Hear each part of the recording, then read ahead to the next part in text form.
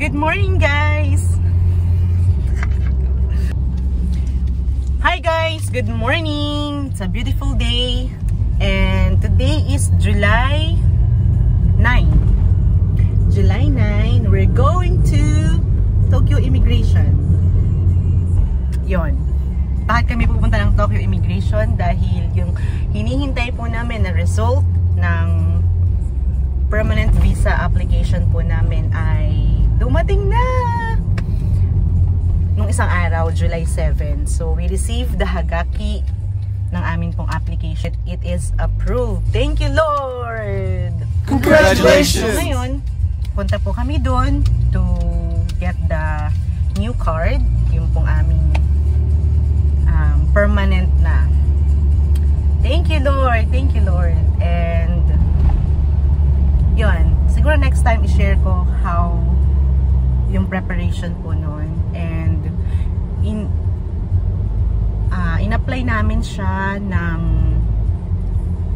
September 20. No, September 20. In-apply namin siya ng September 20. And after 8 months, naka 8 months, no? After 8 months, almost 8 months, or around ika 8 months niya, may dumating na letter nang hihingi ng additional or updated documents namin. Kasi before, naipasa na namin siya, pero updated yung hinihingi nila. So, yun. Ay, yung updated, no? Updated document. Tapos yung isa bago nang hihingi. So, yun. Anyway, siguro detailed, tsaka ko na lang ikukwento sa inyo. Gusto ko lang talaga itong i-document kasi sobrang blessing and yun, talagang pinag-pray namin to kay Lord and God is so gracious na ibigay po sa amin to. Yun, nahihiyaman ako pero I just like to share.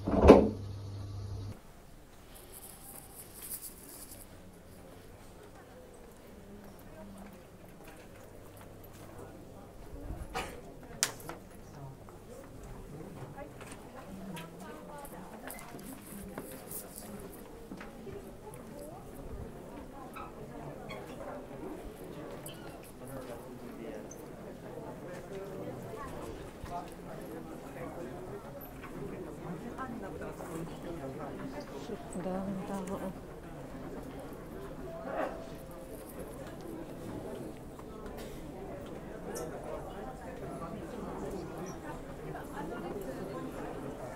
dito na yung pila.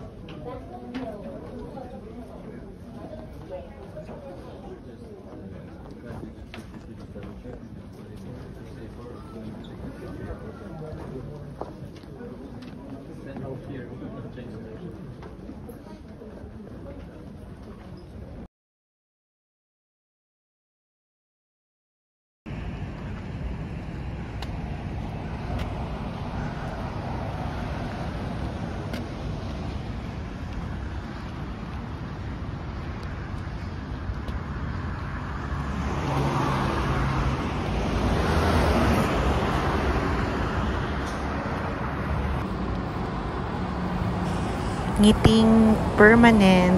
Thank you, Lord, for your goodness. To you all be the glory.